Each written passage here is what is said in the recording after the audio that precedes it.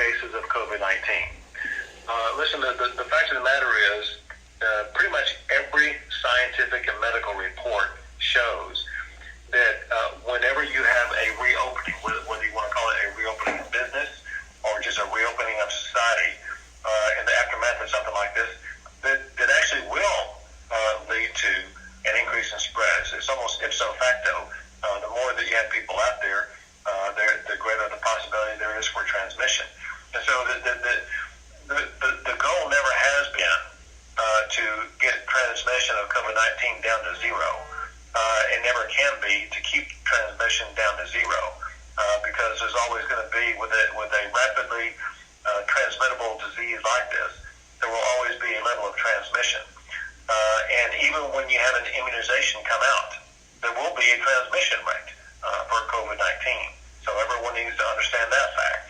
And so the goal is to reopen using strategies that are proven strategies that can continue to contain the spread of COVID-19. These are strategies that have been proven effective in the state of Texas for the past month and a half. Remember, statewide, we had a stay-at-home policy for a month, and before that, some cities had it. But even though we had that policy, we had exceptions for essential services, and not just us, but other states did also. And that would be for things like grocery stores, hardware stores, gasoline stations, and the list goes on.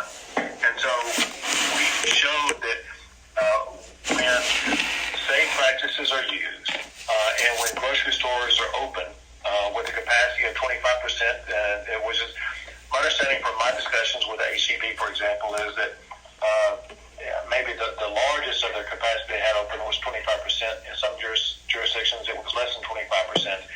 But you've seen these safe distancing strategies used by Home Depot or HEB or whatever the store is, that when we engage in safe distancing, when we engage in practices where people are wearing face masks, where we use best practices, we are able to open up in ways that control and constrain the spread of COVID-19.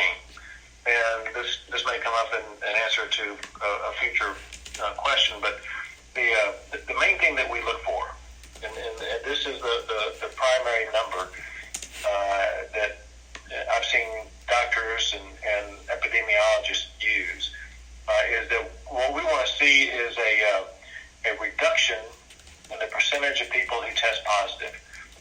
If we can continue to achieve that, that means that we have COVID-19 under the control that we need, and that's what we're looking to achieve. It's simply not either scientifically or mathematically possible to get to zero in the transmission rate, whether it be for COVID, whether it be for the regular flu, whether it be for